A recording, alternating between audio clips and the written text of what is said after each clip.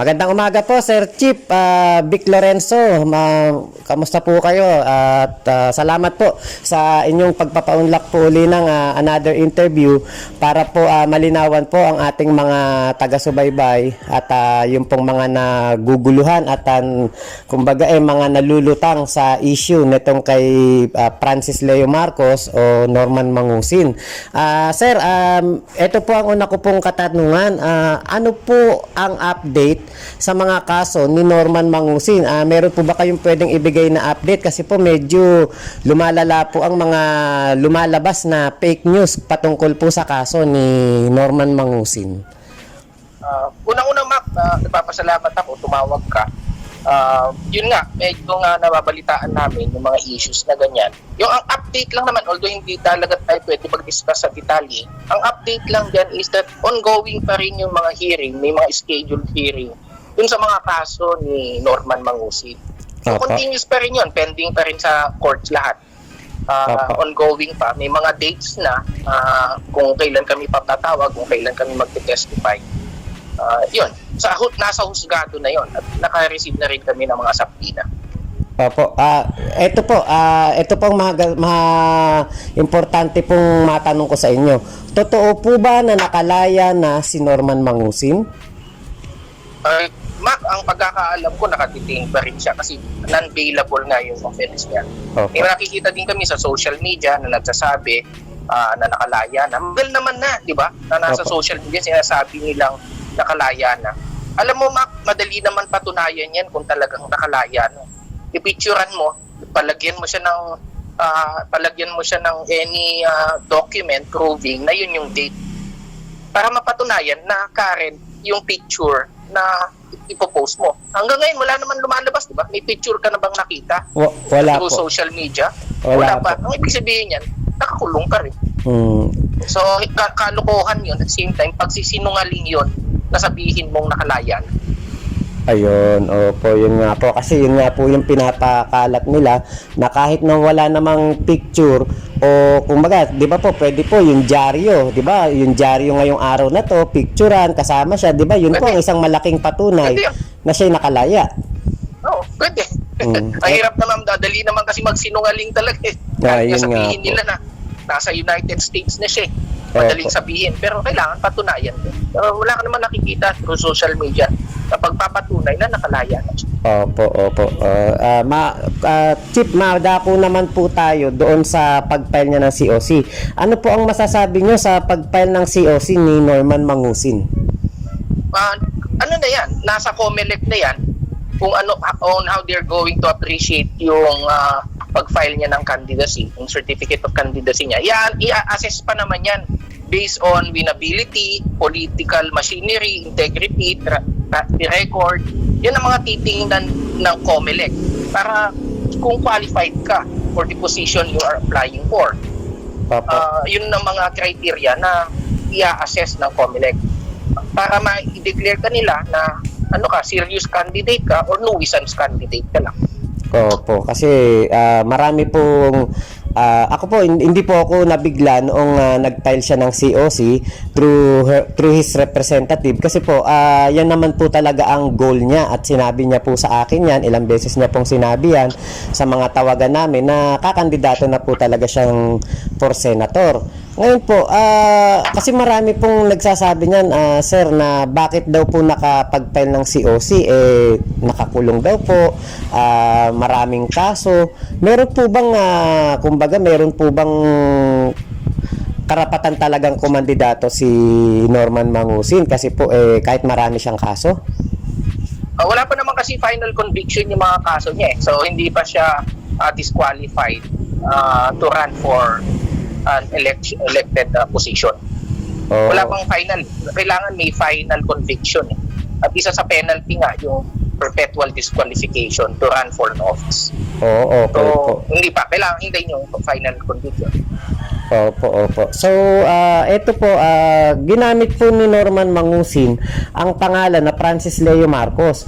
Pwede po ba ito at wala po ba siyang nilalabag na batas? Kasi ang alam ko po, meron siyang kasong anti-alias law. Tapos, ginamit na naman niya yung pangalan na Francis Leo Marcos, which is ginamit niya rin po noong 2013 na na-disqualify po siya. Okay lang po ba yun? Napatuloy pa rin po niyang gamitin yung Francis Leo Marcos kahit hindi naman po yun ang totoo niyang pangalan? Ang certificate of candidacy kasi, Mac, is under oath. Sinumpaan mo yan eh. Opo. Kung mayroon kang details na nilagay doon na kasinungalingan, perjurious yun. Bahala na ang COMELEC doon. They will opt to file a case against him. Ang mag-a-assess nga, ang sinasabi natin ngayon, mag-a-assess ang COMELEC.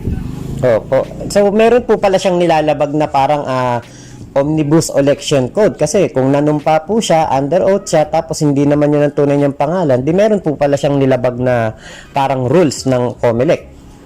Hindi ako masyado aware kasi sa rules ng COMELEC saka yung Omnibus Election Code. Hindi ako aware masyado sa specific provision. Pero ang alam ko lang is under oath yung certificate of candidacy, and any falsehood that you're going to indicate in your certificate of candidacy could be a ground for yung sa falsification or perjury. Kasi under oath nga. Yun naman po ang maganda kasi kung meron po siyang nilalabag, sana makita yun ng COMELEC kasi nga po kumbaga patuloy na ginagamit po ito na scheme o paraan ni Norman Mangusin para makapangbudol. Kasi yun po lang po ang nakikita kong dahilan kaya po siya nag-file ng COC is para mambudol. Kasi po, sa totoo lang po, alam naman nating lahat na wala siyang kakayahan pero nag-file pa rin siya.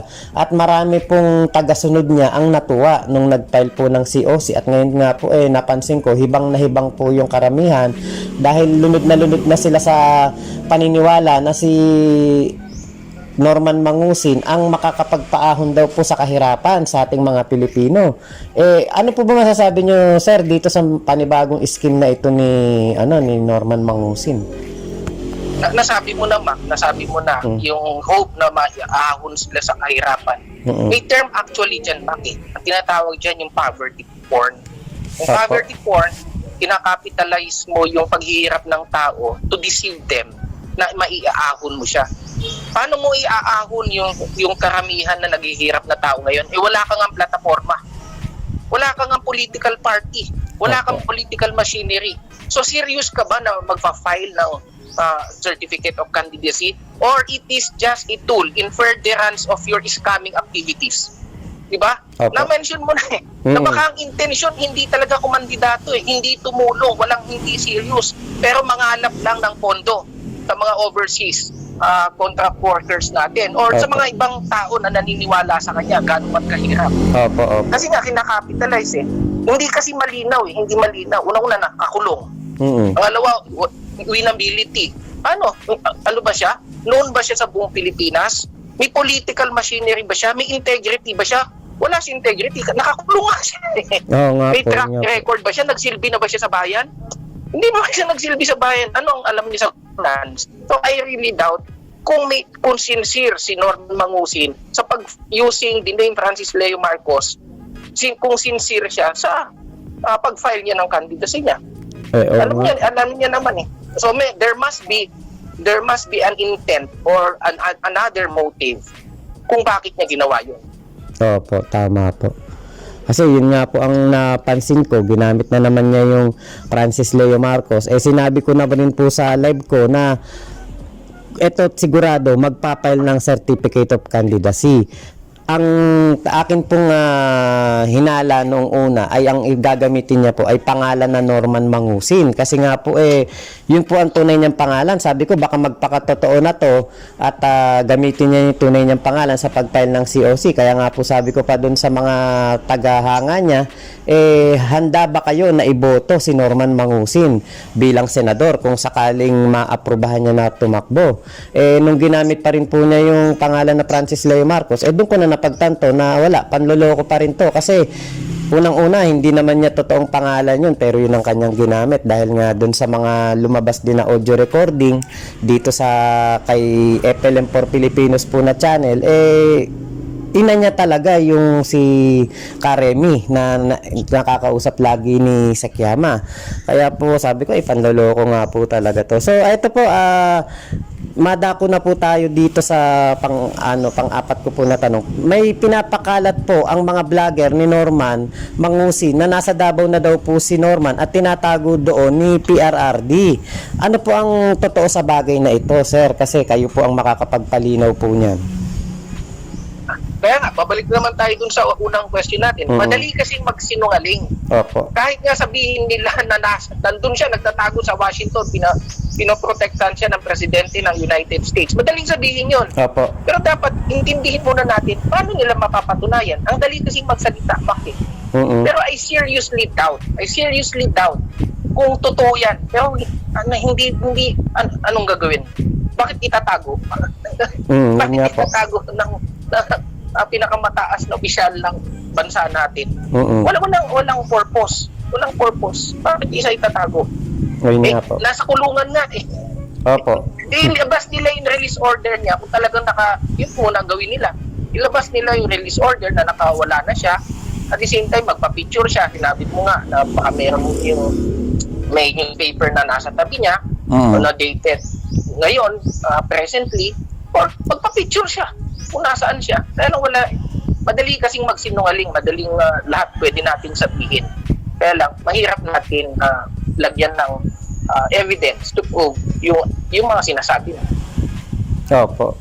Yun nga po ang mahirap kasi ewan ko lang po kung bakit meron po tayong mga kababayan na kahit walang ebidensya, kahit walang patunay, patuloy pa rin po sila sa paniniwala at mga talaga pong para silang mga zombie dahil sa kanilang mga comment sa akin talagang nang-aaway sila at nanggugulo at gumagawa ng hindi magandang mga salita na talagang nang-curse na sila para mang-away kasi nga po kinakalaban ko yung idol nila na ang sa akin lang naman yung sa katotohanan lang kamukha nga po namin na 14 vloggers kaya nga po kami umalis doon dahil po nalaman namin kung ano talaga ang pakay ni Norman Mangusin at ginagamit po kami para sa kanyang scheme. So yun po sir, medyo mahaba na rin po tong oras na ginugol niyo po sa akin. Meron po ba kayong huling mensahe po para po sa ating mga tagapanood? Una-una, Mac, yung okay lang naman, freedom of speech, i-express mo yung emotion mo. Una-una, mapalalahanan natin yung mga vloggers na laging nagka-curse, nagmumura. Diba? Dapat, tignan muna natin yung paligid natin. Minsan may nakikita akong vlogger, mura na mura, nakatabi niya yung baby niya. Naku diba? Opo. Hindi Naku. dapat, wag na natin idama yung mga Sus bata. Mario Joseph, totoo po yan. Wag dapat ganun. Diba? How can you believe that individual na hindi niya nga alam na affected yung anak niya nung kahit na gaano kabata. Pangalawa, ang daming sinasabi na nasa kay presidente or nakikita naman namin yan panay kasinungalingan ho yan. Dapat hindi ho tayo naniniwala sa kung ano-anong kasinungalingan.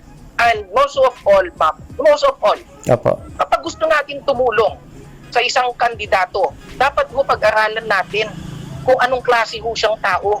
Nagsilbi na ho ba siya sa bayan? Hindi naman natin maalis na gusto natin minsan tumulong dahil naniniwala tayo. Pero dapat buksan natin yung mga mata natin. Yung itutulong nila, itulong na lang nila sa mga naghihirap na katabi nila. Huwag na ho nating i-patronize yung mga kasinungalingan, pambobola, pang-i-scam ng mga tao. May term nga dyan, Maki, yung poverty porn. Kinakapitalize mo yung paniniwala ng madaming nanghihirap, giving them a false hope na iaahon sila. So huwag na ho natin i-patronize yung mga ganun. Buksan ho natin yung mga mata natin. Madami na problema ang bansa. Huwag na ho natin sanang dagdagan. Yun, opo. Thank you po, Chief Vic Lorenzo ng Cybercrime Division ng NBI. Salamat po at sa Thank inyo you, po ma'am. pagpapaunlak. Sana po sa mga susunod din po na mga panahon makapagbigay pa din po kayo ng panahon sa akin para makapag-update po at patuloy na makapagbigay linaw sa mga nilalabas po na issue nitong mga ilang tao patungkol kay Norman Mangusi. Maraming salamat po, sir. Salamat. Mac, salamat ha. Thank Opo. you, Mac. Thank you. Salamat po, Ingat. sir. Thank you po. Bye-bye. Ingat po kayo dyan. Thank you po. Thank you.